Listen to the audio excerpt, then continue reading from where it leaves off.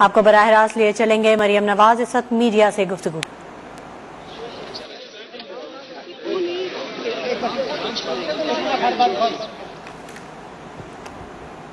مسلم league نون کی نائب صدر مریم نواز اس وقت میڈیا سے گفتگو کر رہی ہیں اور ان کے ہمراہ دیگر اراکین بھی موجود ہیں. دیگر جو رکن ہیں مسلم لیگ نون کے وہ بھی ان کے ہمراہ موجود ہیں.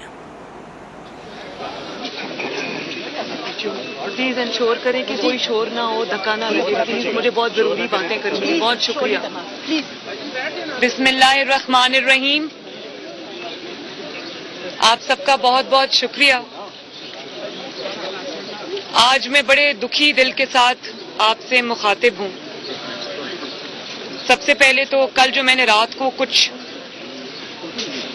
فتنہ خان کے سٹیٹمنٹ سنے جس سے پوری قوم جو ہے اس کو افسوس بھی ہے، پوری قوم نے اس چیز کا بہت نوٹس بھی لیا ہے. ایک لہر ہے غصے کی لوگوں اور بالکل ہونی چاہیے.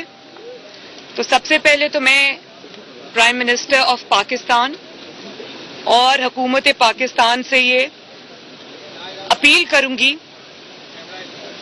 کہ ایک بورڈ بنائے دماغی امراض اور نفسیاتی امراض کے ماہرین کا، اسپیشلسٹ کا، جو عمران خان کا دماغی معائنہ کریں، نفسیاتی معائنہ کریں، کیونکہ ان کا دماغی مرض جو ہے، جو اب پاگل پن کی آخری سٹیج پر ہے. ایسے شخص کا پاکستان کے اندر کھلے عام گھومنا خطرے سے خالی نہیں ہے، جس کا وہ بار بار مظاہرہ کر چکے ہیں. میں نے اقتدار کی خاطر کسی بھی شخص کو کبھی اتنا ڈیسپریٹ ہوتے نہیں دیکھا جتنی ڈیسپریشن کا شکار یہ شخص ہے. اور وہ اس اقتدار کے چلے جانے پر اتنا ہوش و حواس کھو بیٹھا ہے جو اقتدار اس کا کبھی تھا ہی نہیں. اس کرسی کے چلے جانے پر وہ اتنا دل گرفتہ ہے، اس کے دل و دماغ پر اتنی گہری چوٹ لگی ہے. جو کرسی اس کی کبھی تھی نہیں، جو مینڈیٹ اس کا کبھی تھا ہی نہیں، وہ مینڈیٹ اس نے جو عوام سے چھینا تھا، وہی مینڈیٹ، اور اس نے غیر آئینی اور غیر قانونی اور غیر سیاسی طریقے سے وہ مینڈیٹ عوام سے چھینا تھا. تو آج وہی مینڈیٹ عوام نے آئینی طریقے سے اس سے واپس چھین لیا. تو جس مینڈیٹ کا وہ سوگ منا رہے ہیں، جس کرسی کے سوگ میں وہ ہلکان ہوئے جا رہے ہیں، جس اقتدار کے کھو جانے پر وہ اپنی سدھ بدھ کھو بیٹھے ہیں، وہ اقتدار، وہ کرسی، وہ مینڈیٹ ان کا کبھی تھا ہی نہیں. وہ چھینا ہوا مینڈیٹ تھا، وہ جعلی مینڈیٹ تھا. اور یہ پہلا شخص ہے جو اقتدار کے پہلے 30 دنوں میں بری طرح ناکام ہوا، اور اقتدار سے نکل جانے کے بعد، اپوزیشن میں آنے کے بعد بھی یہ پہلا شخص ہے جو بری طرح 30 دن میں بے نقاب ہوا اور ناکام ہوا. اور اس ناکامی کا جو بدلہ ہے آج وہ ریاست پاکستان سے لینے پر تلا بیٹھا ہے. اس ناکامی کا ملبہ وہ آج ہمارے ملک، میرے ملک، آپ کے ملک پاکستان پر ڈالنے کو تیار ہے. سب سے پہلے اس نے کہا کہ یہ ملک 3 ٹکڑے میں، خدا نخواستہ 3 ٹکڑوں میں بٹ جائے گا. تو میں یہ سوال کرنا چاہتی ہوں کہ کبھی آپ یہ سٹیٹمنٹ دیتے ہیں کہ کشمیر کے 3 حصے ہونے چاہیے، کبھی آپ یہ کہتے ہیں، آپ کے منہ میں خاک، کہ آپ یہ کہتے ہیں کہ اس ملک کے اللہ نہ کرے میرے ملک کے پاکستان کے 3 ٹکڑے ہو جائیں گے. تو پہلے تو میں آپ سے یہ پوچھتی ہوں کہ یہ جو 3 ٹکڑوں والا تھیوری آپ لے کر پھر رہے ہیں، یہ آپ کو کس نے دی ہے؟ یہ کس کا ایجنڈا ہے؟ کیا یہ زیک گولڈ سمتھ کا ایجنڈا ہے، یا جس ملک سے وہ بلانگ کرتا ہے اسرائیل، یہ اس کا ایجنڈا ہے؟ آج میں یہ کہنے پہ مجبور ہو گئی، میں سازشی تھیوریز پہ بلیو نہیں کرتی، لیکن پہلے کشمیر کے 3 ٹکڑوں کا ایک شوشہ چھوڑا، اور آج کہہ رہے ہیں کہ خدا نخواستہ پاکستان کے 3 ٹکڑے ہو جائیں گے. آپ کو یہ بھی پتا ہے کہ پاکستان کو کتنی قربانیاں دے کر لوگوں نے آزاد کرایا تھا. آج آپ نے ان سب قربانیوں کی توہین کی ہے. اللہ نہ کرے کہ پاکستان کا کبھی کوئی ذرا سا بھی نقصان ہو، انشاءاللہ نہیں ہوگا، لیکن انشاءاللہ تعالی اس بات کرنے والے کو، پاکستان کے 3 ٹکڑے کرنے کا خواب دیکھنے والوں کے، جماعت کے نہ صرف 3 ٹکڑے ہوں گے بلکہ اس کی سیاست کے، اس کی جماعت کے 300 ٹکڑے ہوں گے انشاءاللہ تعالی۔ دیکھیں بڑی گہری بات ہے یہ کہ پاکستان میں سیاستدانوں نے کیا کچھ نہیں سہا، کیا کیا قربانیاں انہوں نے نہیں دیں۔ سب سے پہلے نواز شریف صاحب کی مثال آپ لے لیں، 3 دفعہ نواز شریف صاحب اقتدار سے نکالے گئے، ایک دفعہ تو ابھی جو لاسٹ ٹائم ہے وہ پوری دنیا کو یاد ہے، ایک ایکسپائرڈ اقامے پر نکالے گئے اقتدار سے۔ انہوں نے 2 دفعہ جلا وطنی برداشت کی، ایک جلا وطنی جو سعودی عرب میں تھی جب مشرف تھا، اور دوسری جلا وطنی جو اب ہیں وہ ان کو اپنے وطن سے دور ہے وہ ابھی بھی۔ عمر قید کی سزائیں سنی، جو اٹک قلعہ ہے اس کے زندانوں میں ان کو پھینکا گیا، ان کے ہاتھوں میں ہتھ کڑی ڈال کر، ایک الیکٹڈ پرائم منسٹر کے ہاتھوں میں ہتھ کڑی ڈال کر اس کے ہاتھوں کو جہاز کی سیٹ سے باندھا گیا، اس کی بیوی کی وفات ہو گئی، جیل میں وہ تھا، اس کی بیٹی کو اس کی نظروں کے سامنے گرفتار کر لیا، اس کی بیٹی کو ڈیتھ سیل میں پھینکا، اس کی ماں کی وفات ہو گئی، ابھی وہ دیار غیر میں تھا، لیکن ہر چیز کے اوپر نواز شریف کی ہر ظلم کو سہ کر ایک ہی آواز آئی، اور وہ آواز تھی پاکستان زندہ باد۔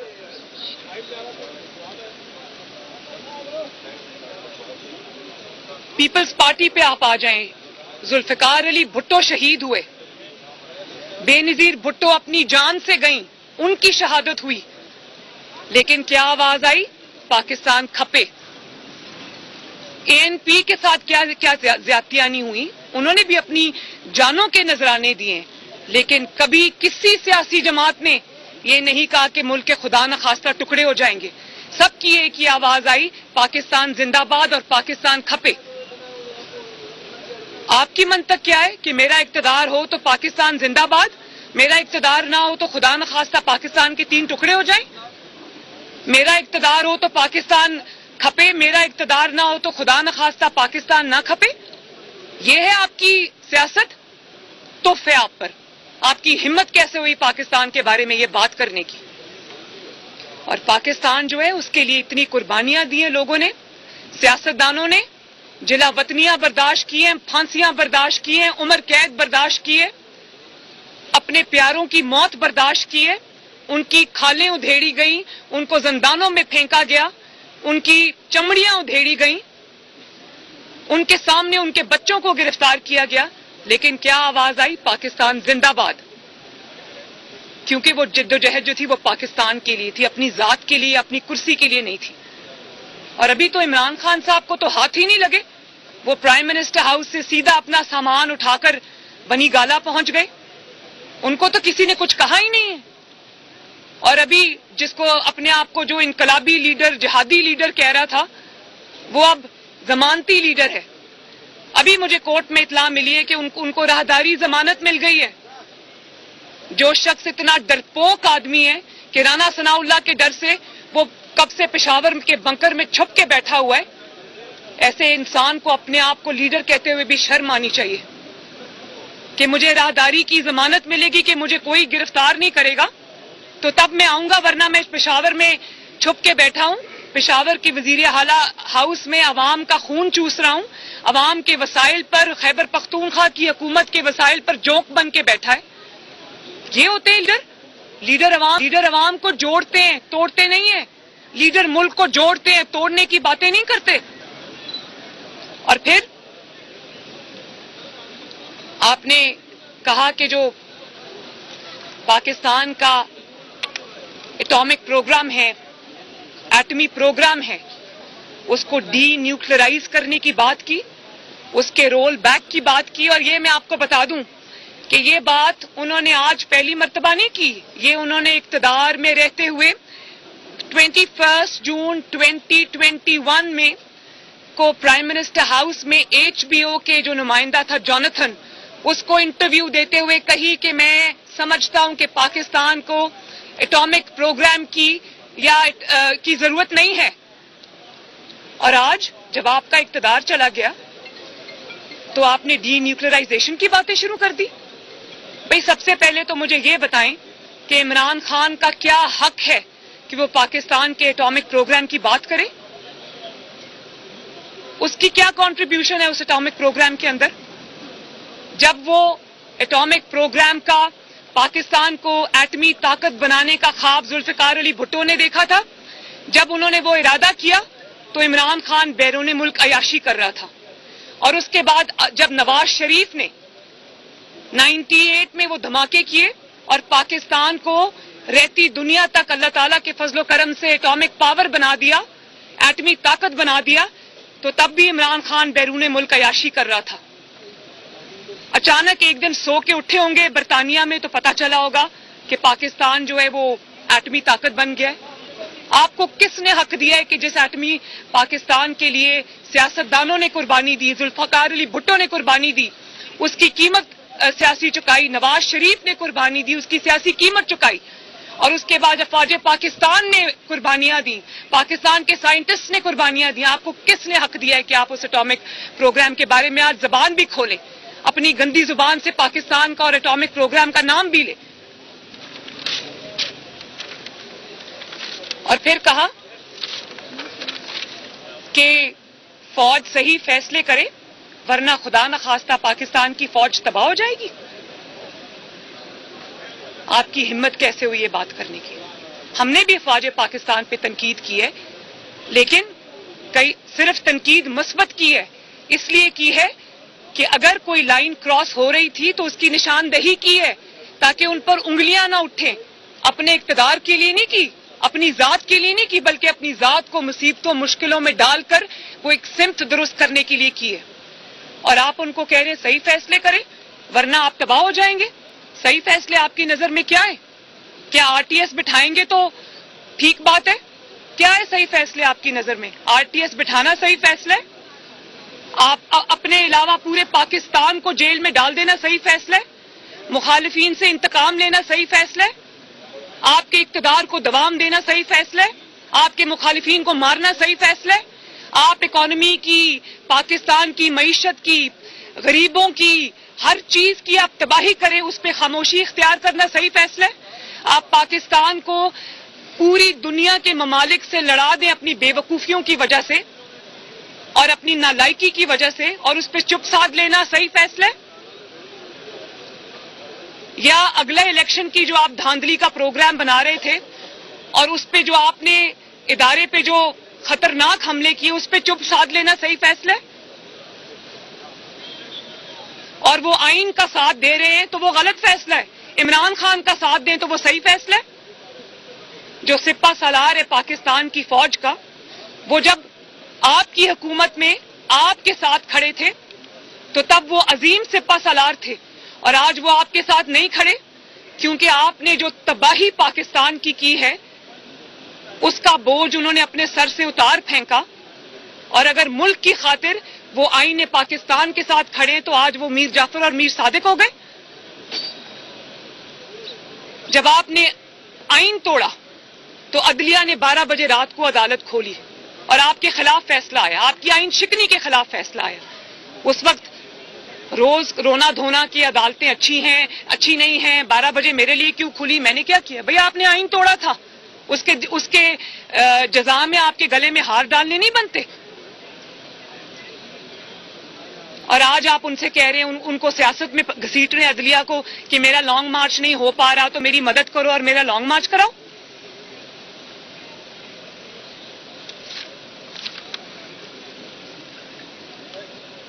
मैं आपको ये कह देना चाहती हूं कि पाकिस्तान की अफवाज, पाकिस्तान के आइन की, पाकिस्तान की सरहदों की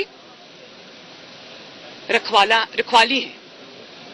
और अगर आपने अपनी गंदी सियासत की खातिर, अपनी कुर्सी की हवस की खातिर अगर आपने उनको सियासत में घसीटने की कोशिश की या आपने उन पर अटैक किया तो आपको सबसे पहले इन मुहिब्बे वतन पाकिस्तानियों से निपटना होगा।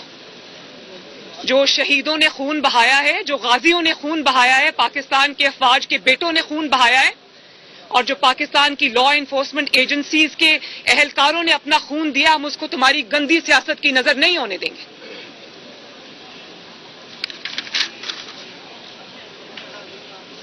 تم اور اس سب میں عمران خان کے ساتھ شامل ہے ایک چینل جس کا نام ARY ہے, جس نے عمران کی گندی سیاست کو, اداروں پر حملے کو, پاکستان پر حملے کو جس نے سپورٹ کیا, جس نے اس انتشار میں اس کا ساتھ دیا, جس نے اس فتنہ پھیلانے میں اس کا ساتھ دیا, جس کے اینکرز اوپر سے لے کر نیچے تک سوائے ایک یا دو کے انہوں نے سیدھے حملے کیے ہیں اداروں کے اوپر. وہ ARY چینل بھی اتنا رسپانسبل ہے جتنا رسپانسبل عمران خان ہے. تو پاکستان کو اپنی صفوں میں کھڑے دشمنوں کو پہچاننا چاہیے. اور آپ کے فتنے سے بچا کون ہے؟ مجھے صرف آپ یہ بات بتائیں کہ کوئی ایک ایسا شخص مجھے بتا دیں جس کے ساتھ عمران خان نے وفا کی ہو, جس کے ساتھ عمران خان نے کوئی تعلق نبھایا ہو, جس کو عمران خان نے دھوکہ نہ دیا ہو. آپ ان کے والدین سے شروع ہو جائیں, ان کی بیویوں سے شروع ہو جائیں, ان کے بچوں سے شروع ہو جائیں, ان کے دوستوں سے شروع ہو جائیں, ان کے محسنوں سے شروع ہو جائیں, اسٹیبلشمنٹ سے شروع ہو جائیں, عدلیہ سے شروع ہو جائیں. ان کے کارکنوں پر بات آئے گی. کارکنوں کو بھی دھوکہ دے کر چلے گئے, اپنی پارٹی کو دھوکہ دے کر چلے گئے. وہ انتظار کرتے رہے, یہ بنی گالا گرفتاری کے ڈر سے اور رانا ثناء اللہ کے ڈر سے واپس بھاگ گئے. یہ کیسا انقلاب تھا جو رانا ثناء اللہ کے ڈر سے گھروں سے نکلا ہی نہیں, دبک کے بیٹھا رہا. خوشی ہے مجھے کہ عوام نے اس فتنے اور فساد اور انتشار کو پہچان لیا. کوئی ایسا شخص ہے دنیا میں ایسا شخص نہیں ہوگا جو آپ کے دھوکے سے محفوظ ہوگا, جس کو آپ نے دھوکہ نہیں دیا. 35 پنکچر سے آپ شروع ہو جائیں, 1 کروڑ نوکریوں کی بات ہوگی, 50 لاکھ گھروں کی بات ہوگی, 3 دن میں, 9 دن میں, 12 دن میں, 3 سال میں پاکستان میں تبدیلی لانے کی بات ہوگی. Long march, field long march کی بات ہوگی کہ میرا جہاد ہے, میں نکل رہا ہوں. وہ لوگوں نے دیکھا وہ جہاد ہیلی کاپٹر میں لٹکا ہوا تھا اتنی دیر. تو کون ہے جو آپ کے دھوکے سے, آپ کے شر سے بچائے پاکستان کے اندر؟ کوئی نہیں ہے. اور اب آپ نے اپنی توپوں کا رخ جو ہے وہ پاکستان کی طرف کر لیا, پاکستان کے ایٹامک پروگرام کی طرف کر لیا, پاکستان کی جو ہے وہ سالمیت کی طرف کر لیا, پاکستان کی افواج کے اوپر اور پاکستان کے اداروں کے اوپر کر لیا. کل پڑھے ذرا جو ڈسینٹ نوٹ آیا ہے جسٹس یحییٰ آفریدی کا, انہوں نے آپ کا کچا چٹھا کھول کے رکھ دیا اور انہوں نے بہت سارے لوگوں کو آئینہ دکھایا ہے.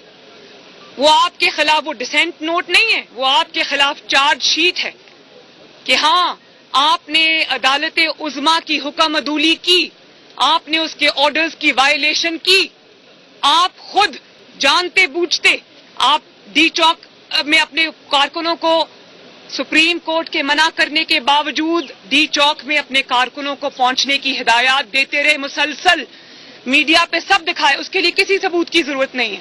جسٹس یحییٰ آفریدی نے کہا کہ ثبوت, ایمپل ایویڈنس موجود ہے کہ یہ سارا شر آپ کا پھیلایا ہوا ہے. اور میں نے کبھی نہیں دیکھا کہ کسی نے اپنی ذہنی بیمار نے, کسی نے اپنا بدلہ جو ہے وہ اس طرح سے آگ لگا کر لیا ہو, پاکستان کو آگ لگا کر لیا ہو کہ میری حکومت نہیں ہے تو میرا گھر جل جائے گا, پاکستان کو آگ لگ جائے گی, اللہ نہ کرے. میں نے کبھی نہیں دیکھا کہ کسی سیاسی جماعت نے یہ درخت جلائے ہوں, کسی نے گرین بیلٹس کو آگ لگائی ہو. اتنی تکلیف ہے آپ کو اقتدار کھو جانے کی. تو ہم نے تو کئی دفعہ اقتدار کھویا, اللہ تعالیٰ کے عوام نے پھر اقتدار دیا. آپ کی کیا سیاسی جدوجہد ہے؟ آپ کو تو پتہ ہی نہیں سیاست کہتے کس کو ہے, جدوجہد کہتے کس کو ہے.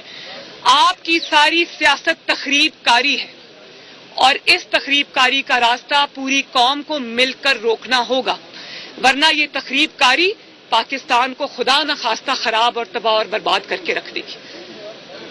جو شخص اقتدار میں رہتے ہوئے پاکستان کی تباہی تھا, بربادی تھا, اور اچانک آج ان کو یاد آ گیا, 4 سال کے بعد نیند کھل گئی, 4 سال کے بعد اچانک ہوش آ گیا کہ جی ڈالر اوپر چلا گیا ہے, آلو پیاز ٹماٹر کے ریٹ بڑھ گئے ہیں.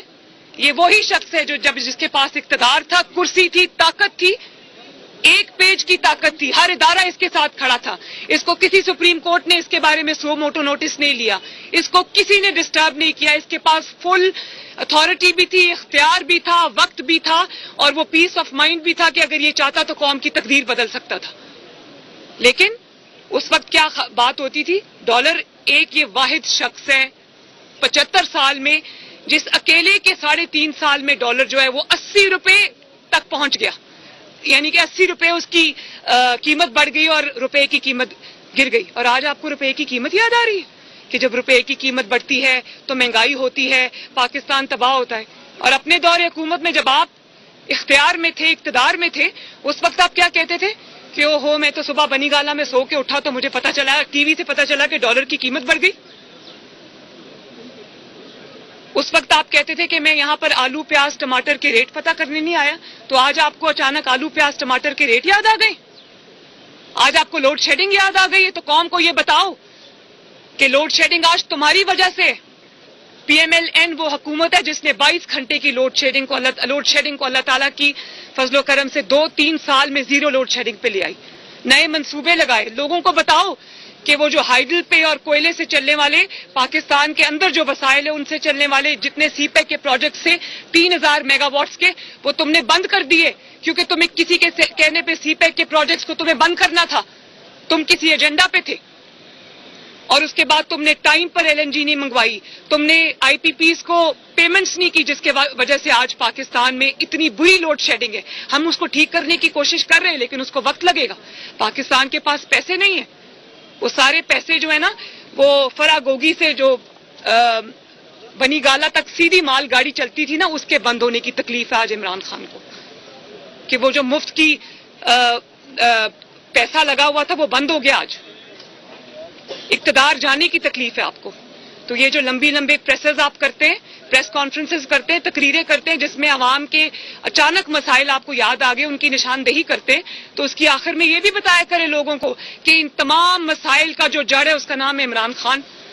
یہ تمام مسائل جن کا آج میں ذکر کر رہا ہوں ان سب کا ذمہ دار ہے عمران خان. وہ بھی بتایا کرے ذرا لوگوں کو.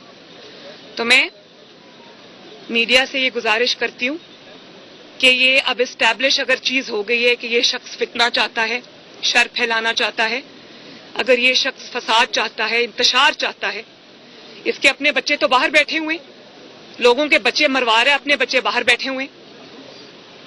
یا تو کہو لوگوں کو کہتا ہے تمہارے بچے باہر ہیں, اس کے اپنے بچے باہر بیٹھے ہوئے ہیں. مجھے یہ بتاؤ کہ لوگوں کے بچے باہر ہیں تو اس کے بچے کیا فیصل آباد میں یا میاں والی میں فصلیں لگا رہے ہیں؟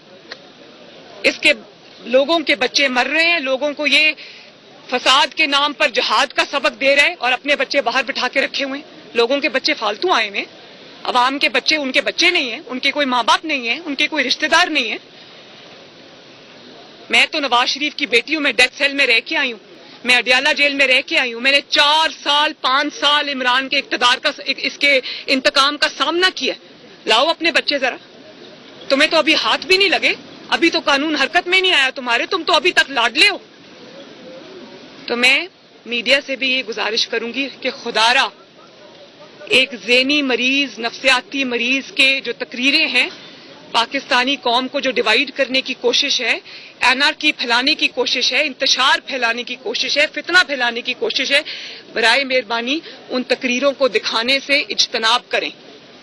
اور پھر میں پاکستان کے تمام دانشوروں کو, اوپینین میکرز کو, اوپینین لیڈرز کو, خواتین کو, حضرات کو, انٹلیکچوئلز کو, پاکستان کے اسٹوڈنٹس کو یہ بات آج کہنا چاہتی ہوں, اسپیشلی پاکستان کی ینگر جنریشن کو, چاہے وہ تحریک انصاف کے سپورٹرز ہوں یا وہ کسی بھی سیاسی جماعت کے سپورٹرز ہوں.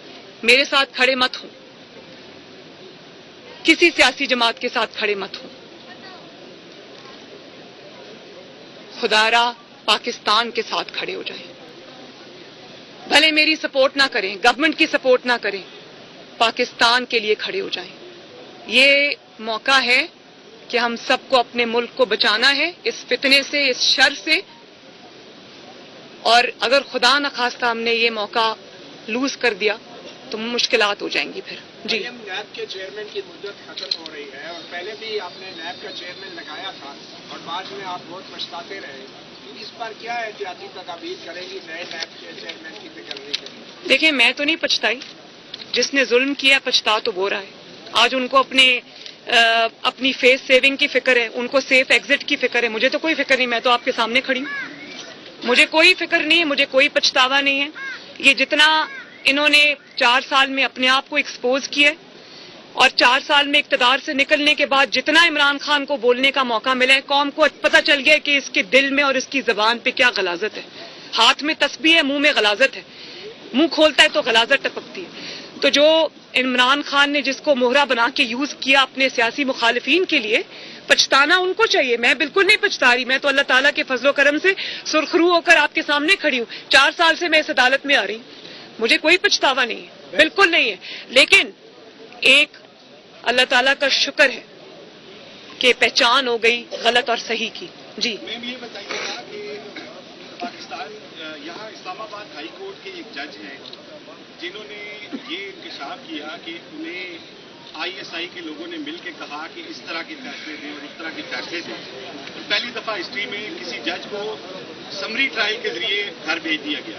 میں جسٹس شوکت صدیقی صاحب مجھے پتا ہے ان کی اپیل میں اب حکومت جو ہے وہ ان کے خلاف کیونکہ وہ پیش ہوگی, تو اب موجودہ حکومت کیا ان کے خلاف وہاں اٹارنی جنرل کو پیش کرے گی؟ میں حکومت سے ضرور بات کروں گی.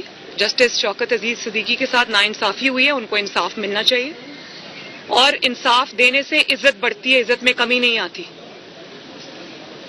انصاف نہ دینے سے عزت میں کمی آتی ہے. جی یہ بتائیے گا کہ آپ نے خبر دی ہے اور یہ اطلاعات موجود ہیں کہ تحریک انصاف نے ڈیفیکشن کی جو پہلی قسط تھی.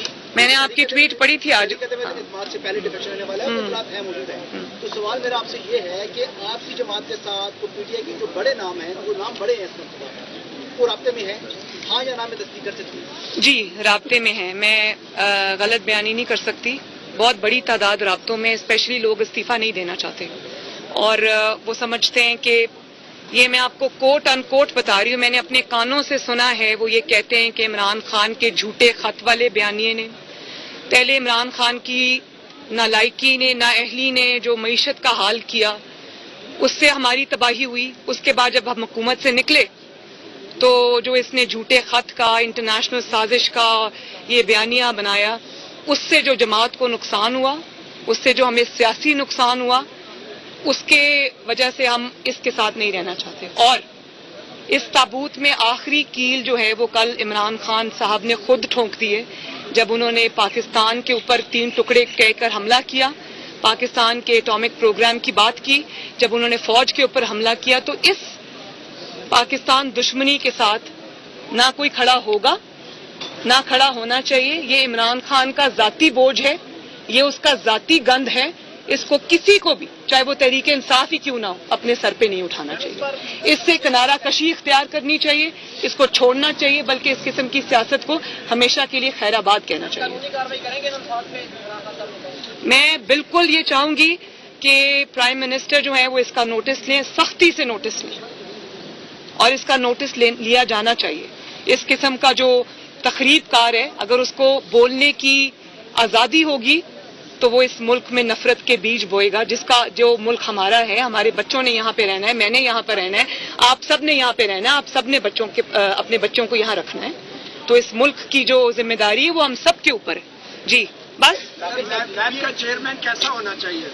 نیب کا چیئرمین ایسا ہونا چاہیے اور ایسا ہی ہوگا انشاءاللہ تعالی, کیونکہ ہمیں کسی سے انتقام نہیں لینا, ہم نے کسی کے اوپر جھوٹے کیسز نہیں بنانے, ہم نے کسی کو صرف اس لیے اٹھا کر بند نہیں کرنا کہ وہ میری حکومت کے خلاف جلسے کر رہا ہے, جلوس کر رہا ہے, میری حکومت کے خلاف, میری نالائکی اور ناکامی کے خلاف آواز اٹھا رہا ہے.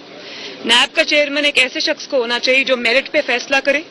اگر کیس میں دم ہے, وہ کہتے ہیں نا کہ جو پہلے کہتے تھے ہم فیس نہیں کیس دیکھتے ہیں, تو الٹا تھا, وہ فیس دیکھتے تھے کیس نہیں دیکھتے تھے. تو اب ہمیں ایک ایسا نیب کا چیئرمین چاہیے جو فیس نہ دیکھے, کیس دیکھے. اور اگر کیس میں دم ہے, اگر کرپشن کی ہے, اگر فرا گوگی نے ملک کو لوٹا ہے اور اس کا سارا مال جو ہے وہ پنکی پیرنی کو پہنچایا ہے, تو اس کا حساب کتاب ہونا چاہیے. یہ قوم کا پیسہ ہے, کسی کے باپ کا پیسہ نہیں ہے. بہت شکریہ.